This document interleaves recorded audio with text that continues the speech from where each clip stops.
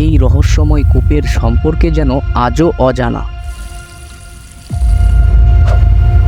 টাঙ্গুয়ার হাওর ভ্রমণটি হতে পারে আপনার জীবনের সবথেকে সুন্দর একটি ভ্রমণ।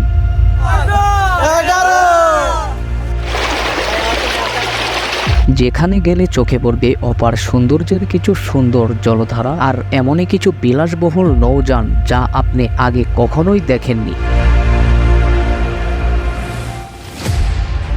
যাত্রা শুরু করেছিলাম নেত্রকোনা জেলার শ্যামগঞ্জ বাজার থেকে।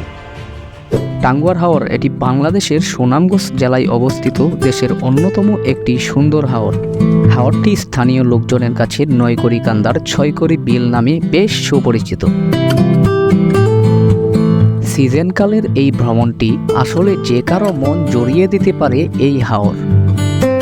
যেতে যেতেই চোখে পড়বে পানির উপর সারি সারি এই ভাসমান ঘাসগুলি এবং পানির উপর লাইফ জ্যাকেট পরে ভেসে যাওয়া ওয়াচ টাওয়ারে উঠে পাখির মতো হাওর দেখা, এই যেন আসলে যে কারো মন জড়িয়ে দেওয়ার মতোই।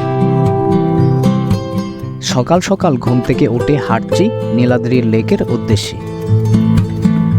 নীলাদ্রি এটি সুনামগঞ্জ জেলার তাহেরপুরেই অবস্থিত। এই লেকটির মূলত এই লেকটির আসল নাম শহীদ সিরাজ লেক। লেকটির পাশেই ভারতের মেঘালয় রাজ্য। এই মনোমুগ্ধকর প্রকৃতি পর্যটকদের বেশ আকৃষ্ট করায় 2017 সালে লেকটি পর্যটকদের কাছে নীলাদ্রি লেক নামেই বেশ পরিচিতি পায়। আবার স্থানীয় লোকজন জায়গাটিকে টেকেরঘাট পাথর কোয়ারি নামেও বলে থাকে। লেকটি যেন এক মনোমুগ্ধকর প্রকৃতি নিয়েই গঠিত। স্বচ্ছ নীল পানি, আবার ছোট বড় বেশ কিছু টিলা, আর এই মেঘালয় ঘেঁষা পাহাড় যেন পর্যটকদের মন জড়িয়ে দেয়।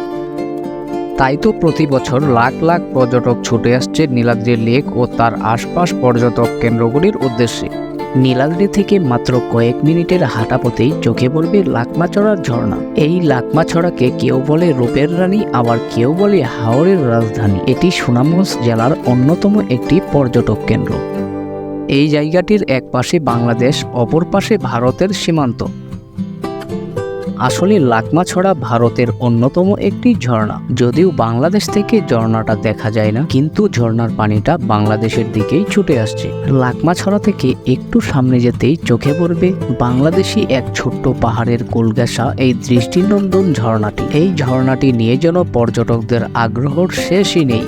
পাহাড় দেখতে দেখতে কিছু গুরুত্বপূর্ণ তথ্য জেনে রাখা ভালো। আপনারা যদি গ্রুপিং ট্যুরে একদম লো বাজেটে হাওর ভ্রমণ করতে চান, নিত্য প্রয়োজনীয় জিনিসগুলি আপনার নিজ এলাকা থেকে কিনে নিয়ে যাবেন। এবং হাওর ভ্রমণে খাওয়ার পানি নিয়ে যদি দুশ্চিন্তায় থাকেন, তাহলে ঘাট থেকে মাত্র 2 মিনিটের হাঁটা পথে পেয়ে যাবেন এই কূপটি। যুগ যুগ ধরে যেন পর্যটকদের এভাবেই সেবা দিয়ে আসছে এই কূপ। ভিউয়ার্স, আজকের মতো এখান থেকেই বিদায় নিচ্ছি। নেক্সটে কোন জায়গার ভিডিও চান তা কমেন্ট বক্সে জানিয়ে দিবেন, আর ভিডিওটি ভালো লাগলে একটা লাইক করে দিবেন।